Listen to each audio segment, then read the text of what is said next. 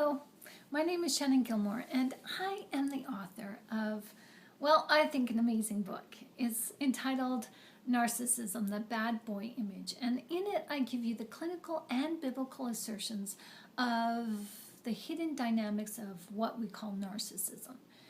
I share with you some key pointers on how you can communicate with the narcissist by first identifying who you're dealing with, but I also help you identify the spiritual aspects of narcissism that maybe nobody else wants to talk about.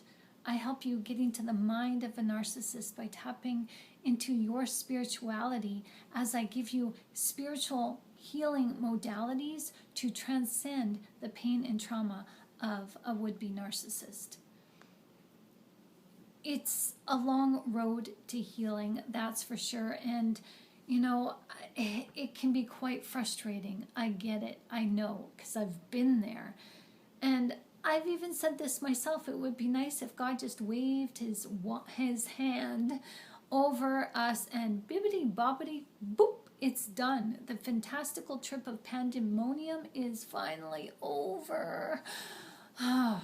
All is right with the world again because God stepped in. And we can now return our trays to the upright position as we make a gentle descent and make a smooth landing to return to our home space within the place of comfort within ourselves. Oh, that sounds so nice and comforting.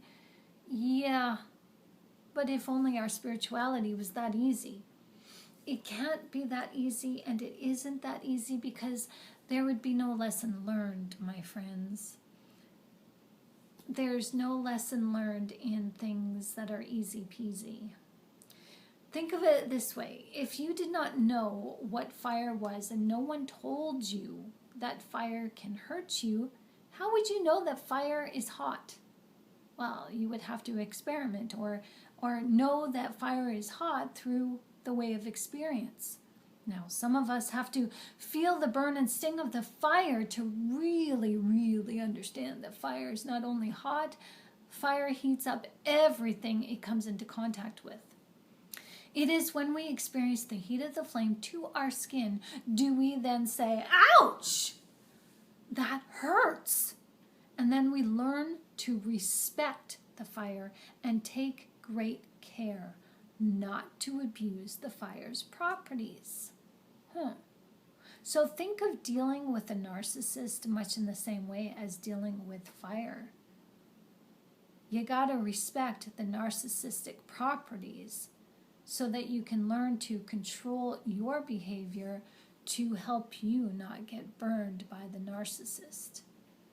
Because if the fire, it's naturally dangerous, so if it was unattended, it becomes very volatile, and that's what happens when we're in a narcissistic relationship. We stop tending ourselves, we stop tending to the coals, those embers in that relationship, and we just leave that all up to the narcissist and we end up getting burned. Yeah? So when we can take advantage in a healthy way of fire, we can better control fire as we can then cook with it. We can manipulate it in the way of controlling its heat and the actual flame. Now, fire is a natural resource that is available to us, and it's up to us to use the fire in a reasonable way. Just because we get burnt by fire or hurt by fire, do we stop using fire? Do we then say that fire's abusive, fire's bad, fire's evil? No. Narcissists are like fire, and they need to be treated as how we treat fire.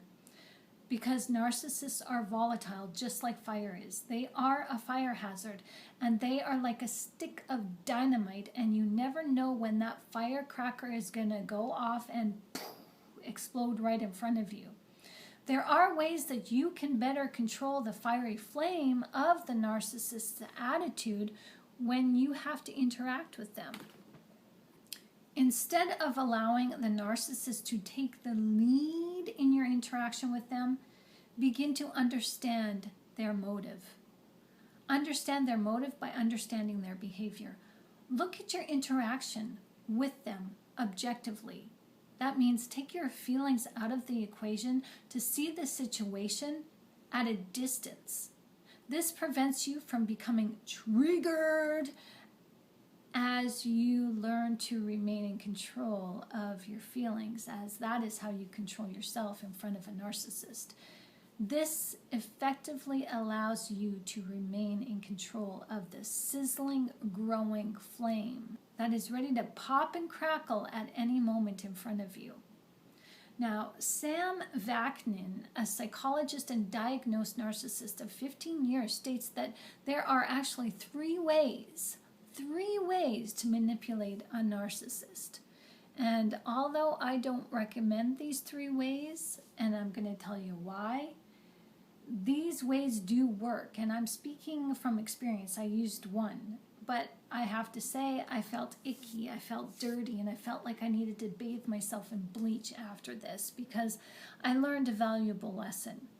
Even though you can manipulate a narcissist, you can't change a narcissist. What in fact happens is they begin to change you. You have to lower your standards. You have to diminish your integrity down to size and meet the narcissist on their level. And this is a slippery slope because this is when you become a narcissist to a narcissist. And if you're not careful, you will take on those narcissistic qualities and become and transition into a narcissist. And that's where God will harden your heart. So please be careful. I know I've manipulated, and sometimes we do this without thinking. We've manipulated our way out of situations with the narcissist to save our bacon, to save from feeling the heat and the retribution of a narcissist. It's difficult to do, and it's not appealing to your moral integrity, because at the end of the day, you only momentarily get what you want. You only have the upper hand over the narcissist in that moment. You may be able to walk away from the conversation, leaving the narcissist baffled and confused. However, your manipulation of them does not lead them into a beneficial behavioral change for the both of you. Your manipulation of them only appeases the situation in the moment. And you'll walk away feeling frustrated. Maybe you'll be like, yeah, I just stuck it to him. But at the end of the day, that's not what you want. Because you're going to feel frustrated. Because you're going to feel frustrated. Because you're going to walk into the same situation again tomorrow or maybe later, and you're going to have to do it all over again, lowering yourself down to the level of the narcissist's understanding. That's not the way to go. You are dealing with a stunted child in an adult body. And I talk about this in my book because there is actually scientific evidence that shows that the brain is actually stunted. There's no neurons there for empathy.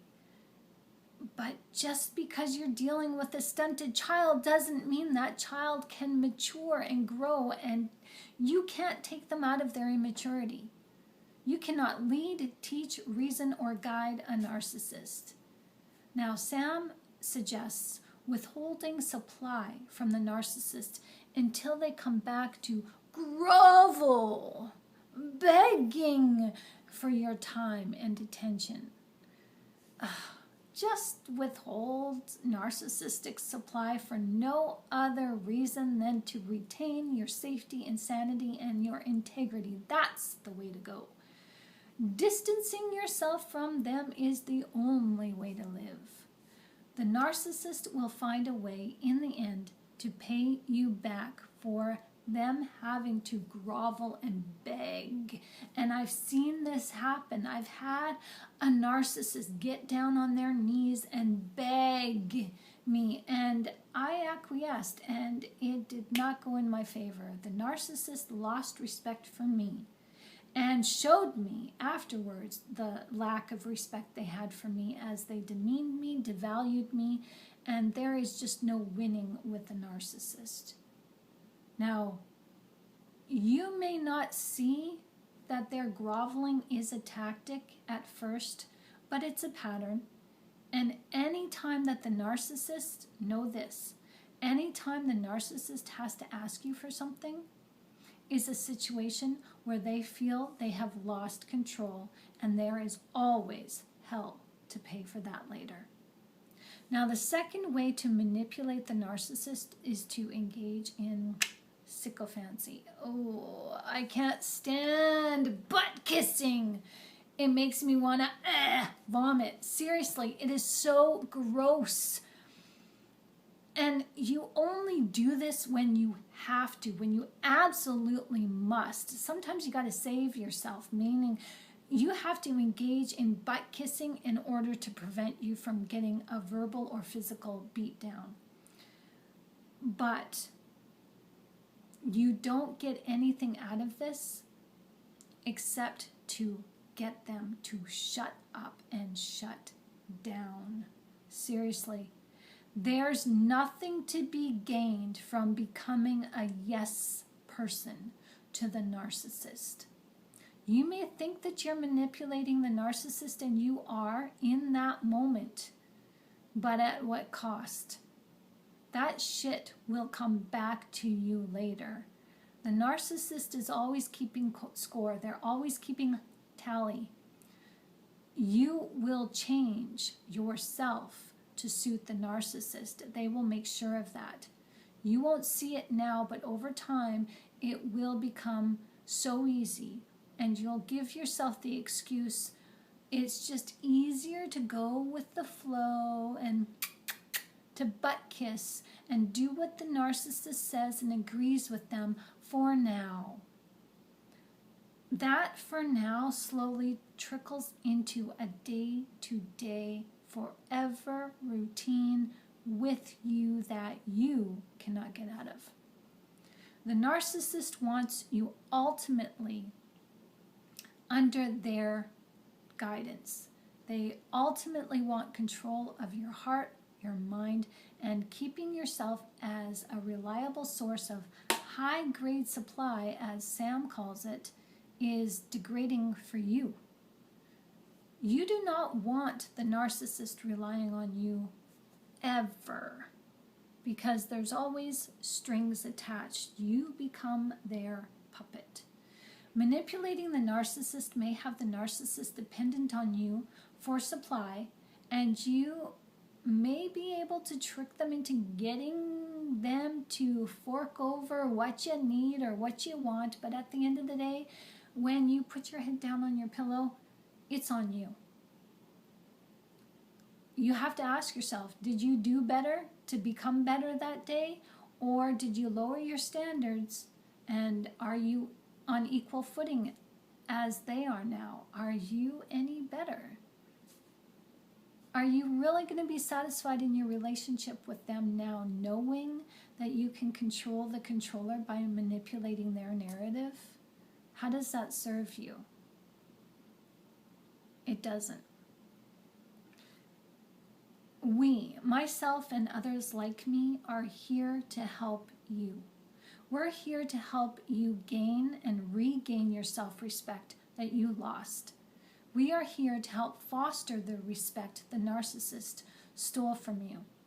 The narcissist takes away your dignity, and the only way to control a narcissist, the only way to manipulate the narcissist, is to learn to control you. Be more mindful of the situation that you're in. Be aware of your feelings in the moment. Be present for you. Be present with you. You take you wherever you go. Be mindful of your inner being. Living and befriending or loving a narcissist is about learning a lesson, my friends. The lesson is this: you will get burned if you do not learn to control the fiery flames of your own ego. The ego that fuels your emotions is also what fuels the narcissist's emotions. When you learn to use your emotions for you instead of allowing them to manipulate you and place you in dangerous and precarious situations with other people who cannot control their own emotions, aka the narcissist. These narcissistic types only want to control you so that they can use you to control their own ego. You can save yourself from the fiery hellfire inferno and save yourself from one hell of a blast if you would only stay in control of you. Now, Sam suggests another way to manipulate the narcissist is to go along with their fantasy, to engage in their psychosis with them. What? Now, I understand where Sam is coming from, because sometimes we want justification, we want retribution, and we want revenge, and sometimes we just want what we want. We don't want to lose the love that we think we have. We are so hurt, we're so done, and sometimes we just believe, we honestly believe that we cannot survive without the narcissist. Sometimes we are so wounded that it's easier to just convince ourselves that we would be better off living with the narcissist's tyranny than to live alone in solitude without any hope for love ever again.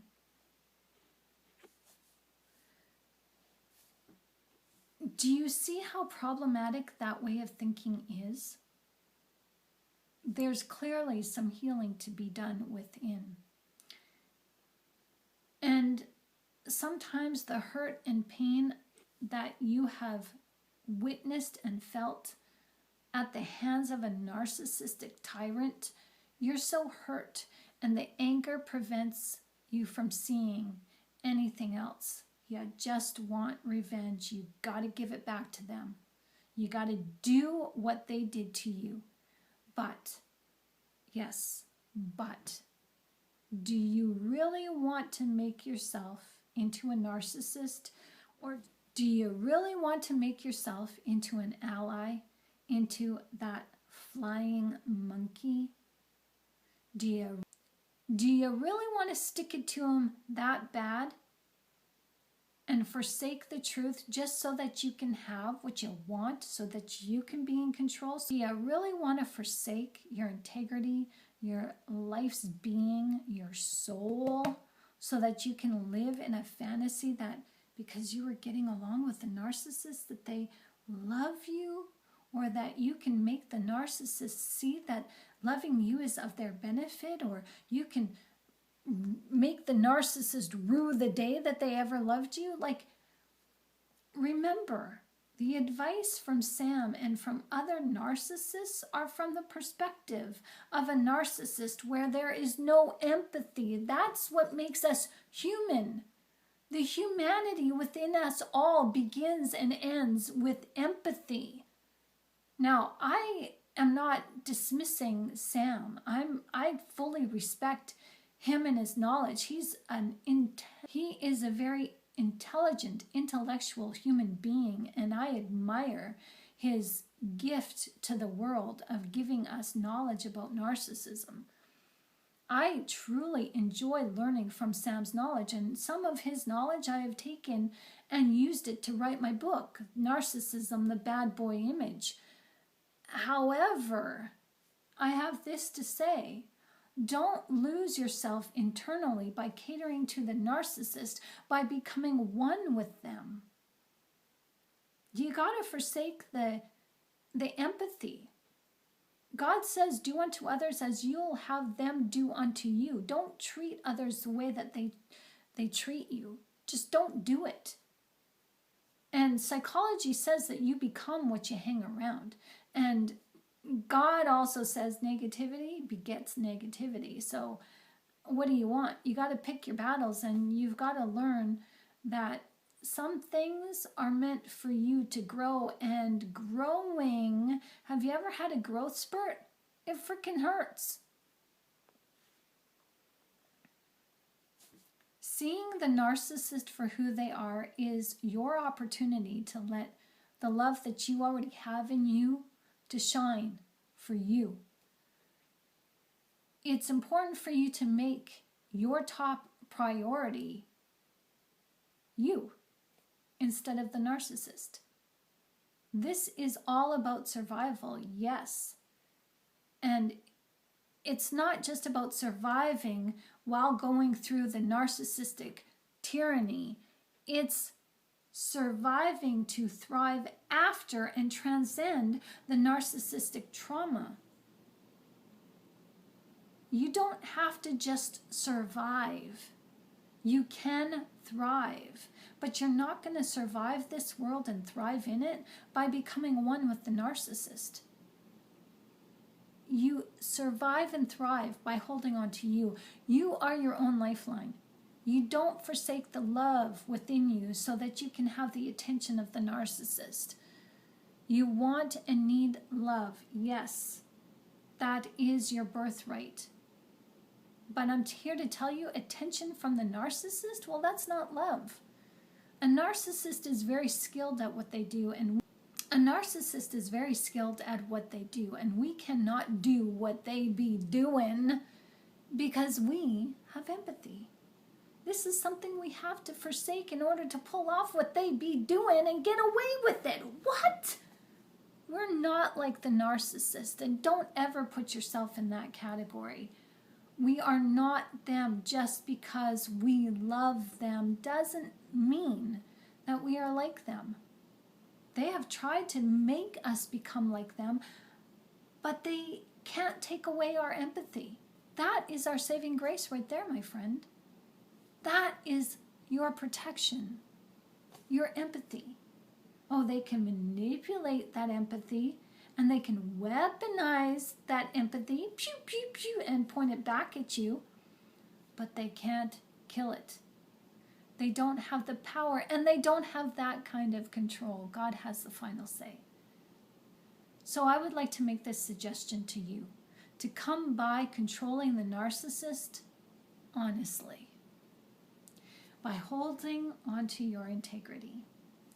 You do not have to forsake your moral standards just to teach the narcissist a lesson or hang on to them for just one more day. The narcissist is incapable of loving you. And once you realize that, it doesn't mean that you are unlovable. Oh no. And it doesn't mean that they are unlovable. It means that they are incapable of loving you or anyone. There's a difference. They don't have it in them to love you the way that you want and need. You can't force a narcissist to love you. You can't force anyone to do something that's beyond their capabilities. Who does that? That's a dictator. Does it make your relationship with the narcissist and the love that you have for them anything less by you continuing to love them even after they're gone? No, you were able to love someone who couldn't love you back. That's a lesson in itself right there. As that is a lesson in unconditional love. Unconditional love does not dictate to you or anyone. And love certainly doesn't require you to become anyone's doormat. Unconditional love does not require you to be used and abused, manipulated, humiliated, just so that you can feel love. And unconditional love says you do not disrespect someone just because they disrespect you. Because then unconditional love then becomes conditional love. There's a difference with that too. Unconditional love says this, that even though you have hurt me, I will not hurt you. I will still love you even though you do not love me. Even though I may want you, I'm willing to walk away because my love is of no use to you. It's of no value. As the unconditional love in me says, I love you enough to allow you to make choices that you want to make that are beneficial for you. You are free to do that with life what you will. It's not for me to dictate or judge. And unconditional love says this, that you're letting someone go as you're allowing them to be free. You're allowing them to be who they need to be. And you're giving them that right because you expect that right as well. It's about us all having equality and free autonomy in this world. Now, narcissists, like I said, are a different kind of breed. And if you decide that is in your best interest to manipulate the manipulator and to try to teach them a lesson or to keep them beholden to you, you are taking a bigger risk than you ever bargained for, because you are bargaining with the devil. Yeah, I said it. Many of you have not yet experienced this, but there are many of us, myself included, who have.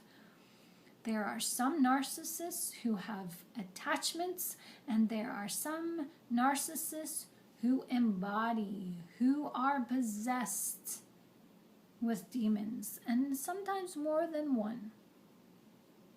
So if you continue to stay and disregard the spiritual advice, well, that's a lesson that you have to learn. You're free to learn that lesson and come by those lessons your way. No one's here to judge you. I'm just here to share with you information that I've experienced so that you don't have to experience the same hell.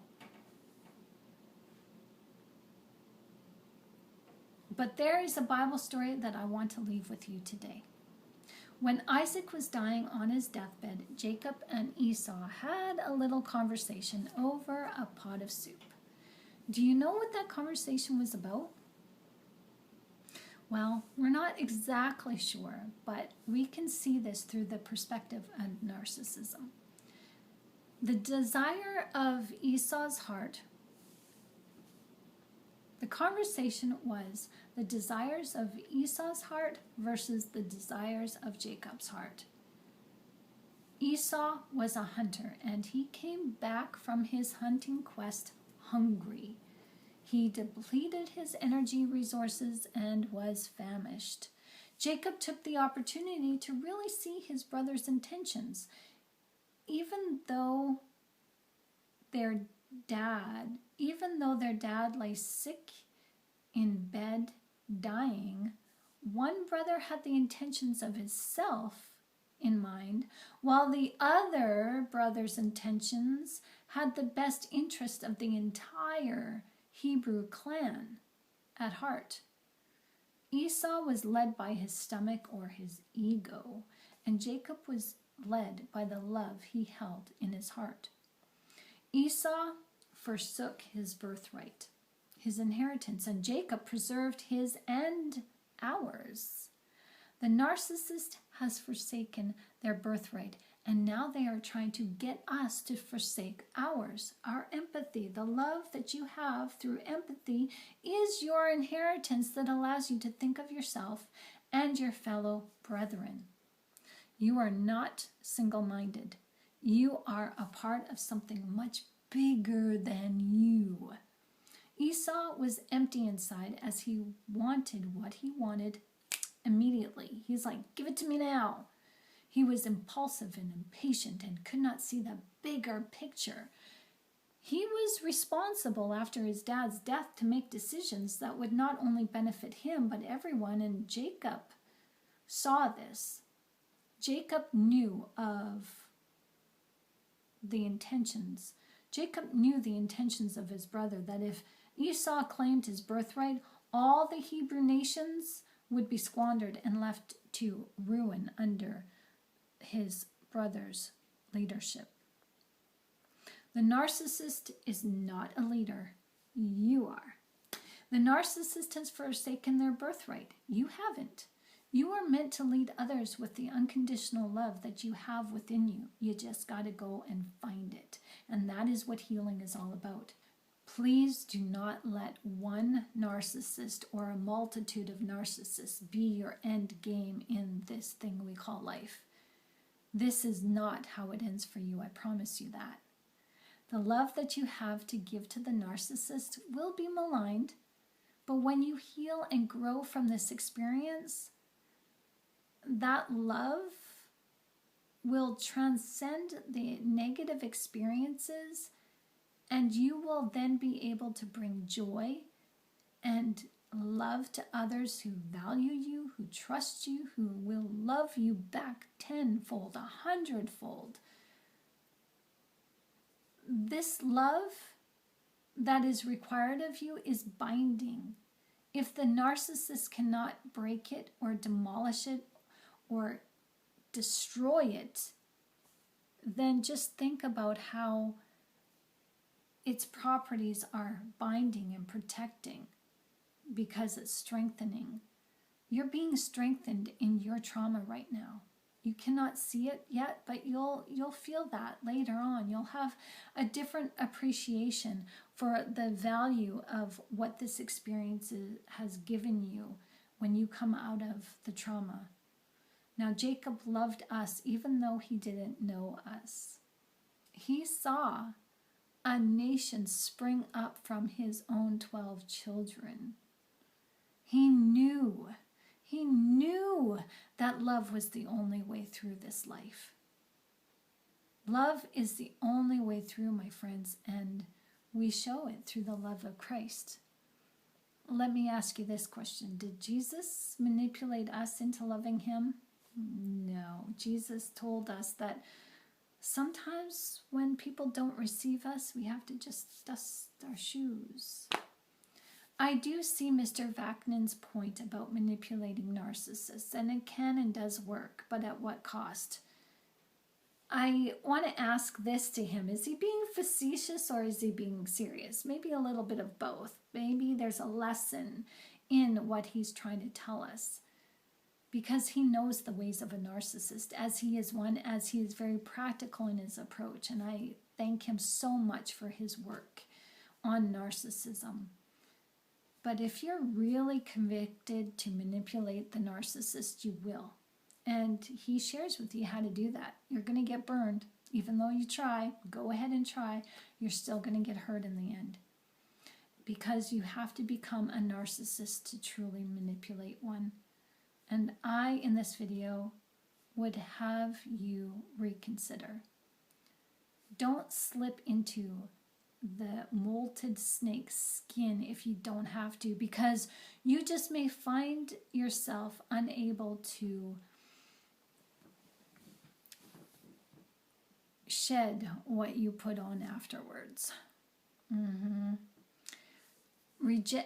Revenge is for gods to take, and we don't know enough about God to know all his motives for us or for the enemy. All we know is that God uses bad situations and bad people for his good and perfect purpose. So what you do with this information in this video is up to you. But now you know, and now you know what to do. So just go make your day great.